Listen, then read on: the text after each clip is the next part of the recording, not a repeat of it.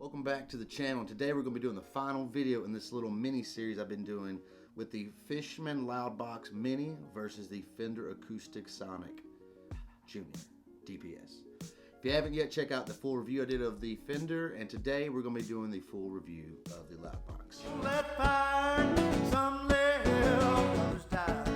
Story goes, legend stands, and ghosts still walk the land of the king.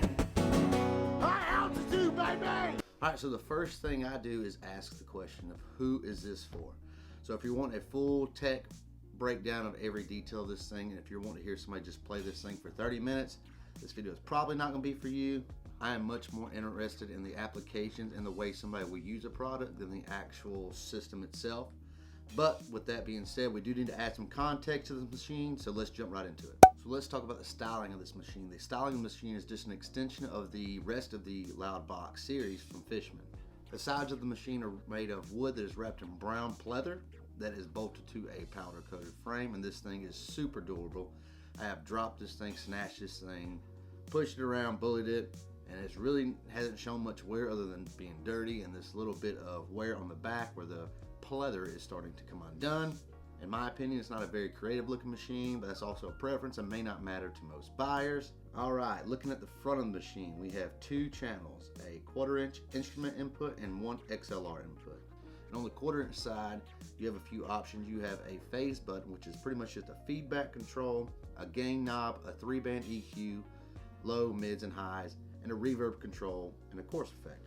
On the XLR sides, it's a little more limited. You have a gain control, a 2-band EQ of lows and highs, a reverb, master volume, the Bluetooth pairing button, and the battery indicator. So if we flip this thing around, you have a mix out, an aux in, a power switch, and a power input.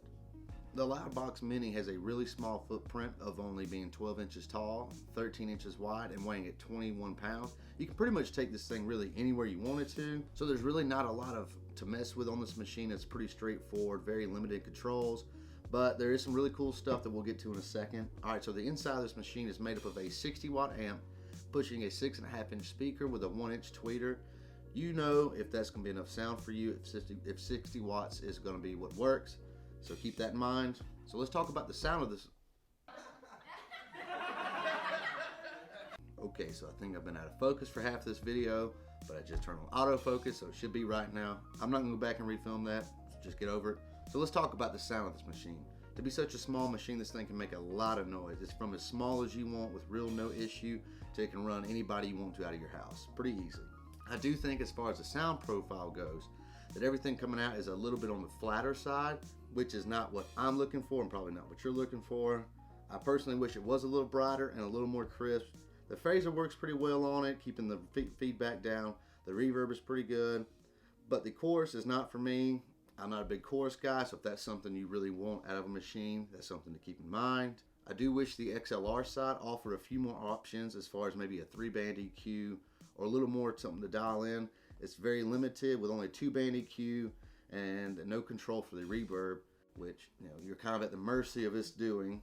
But overall, it does offer a great sound and a really small package. Now, one of my favorite things about this machine is its Bluetooth capability. This can be used in so many different ways, from backing tracks to house music or just jamming out your favorite Colton Wayne song.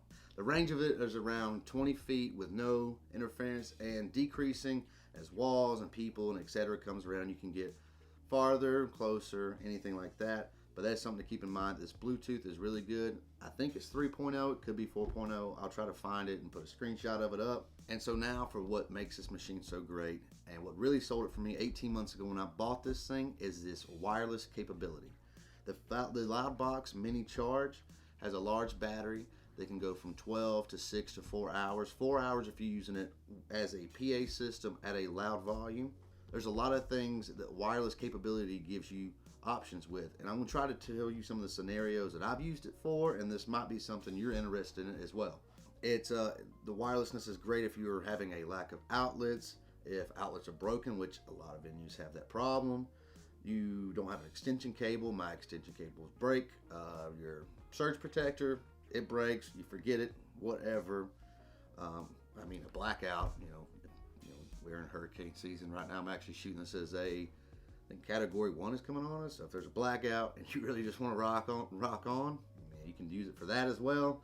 All joking aside, this means you have one less cable to deal with, and it adds more and more flexibility to this machine that others don't have, and that's what makes this thing so great. Alright, so to get to the crux of this video is, who is this thing for? Who would be in the market to buy the Fishman Loudbox Mini Charge? I think that the Fishman Loudbox Mini Charge is a great investment for anyone. Now note that I said investment because of the price. $500 is nothing to scoff at, and neither is $350 to $400 used. But I think the value that you get out of this machine is worth much more than the price. As of shooting this video, there were only 2 listings for this thing used on Reverb, I believe, and I believe it's because if you buy this machine, the ability to grow into it is limitless.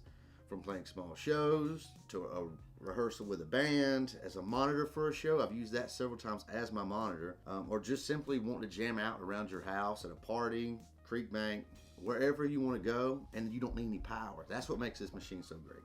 So in closing, if you're someone looking to play small gigs that are sub 30 people, something that is easy to transport, can go anywhere and is ready at a moment's notice, and are willing to sacrifice a little bit of control and sound quality, I think this machine is for you.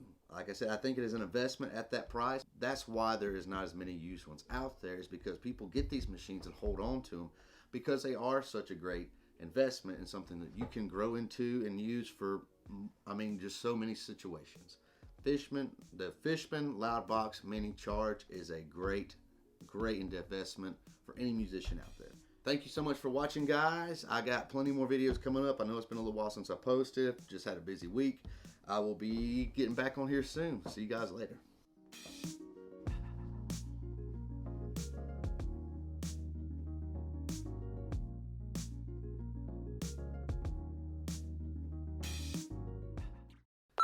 It is a brown pleather coated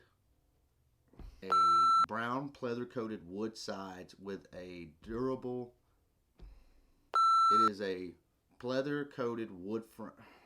It is a brown pleather wrap on a wood. It is a brown pleather